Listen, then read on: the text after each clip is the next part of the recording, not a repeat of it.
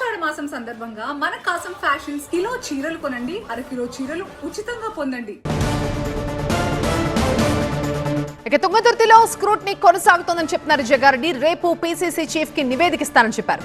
తుంగతుర్తిలో ఎవరిపైనా వేటు ఉండదని క్లారిటీ ఇచ్చారు జగ్గారెడ్డి. ముందు ఎమ్మెల్యేకు ప్రాధాన్యం ఉంటుంది, తర్వాత ఎంపీకి, డీసీసీ అధ్యక్షుడికి ప్రాధాన్యం ఉంటుందన్నారు.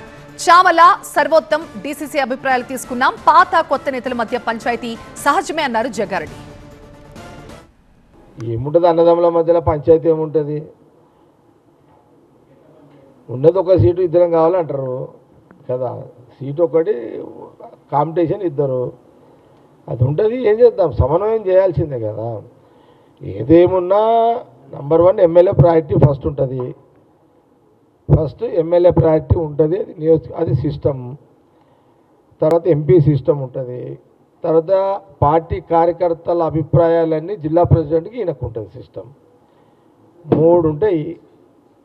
ఈ ముగ్గురిని ఎట్లా సమన్వయం చేయాలనే దాని మీదనే నిన్న ఈరోజు ఇదంతా జరుగుతున్నది ప్రక్రియ. విన్నారా? 15 ఏళ్ళ తర్వాత తుంగతుర్తి ఎమ్మెల్యే ప్రెసిడెంట్ సాబ్ గెలిచింది. ఈసారి గెలిచింది, వచ్చేసరి కూడా గెలవాలి. కోపాలు తాపాలు ఉంటాయి, అలుగుళ్ళు ఉంటాయి, అన్నీ ఉంటేనే రాజకీయము.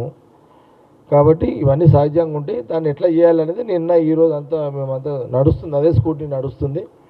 అందరు అభిప్రాయాలు, ఎంపీ గారిది నిన్న శ్యామల కిరణ్ రెడ్డిది తీసుకున్నాము, డీసీసీ ప్రెసిడెంట్ తీసుకున్నాము, డీసీసీ ప్రెసిడెంట్ తీసుకున్నాము, సారన్న అబ్జర్వర్ అక్కడ ఆర్గనైజేషన్ ఆయన తీసుకున్నాము, మల్లన్న సబ్జర్వర్ ఆయన తీసుకున్నాము, దామోదర్ రెడ్డి సాబు కొడుకుది సర్వోత్తం రెడ్డిది ఆయనది తీసుకున్నాము. నిన్న అభిప్రాయాలు తీసుకున్నాము.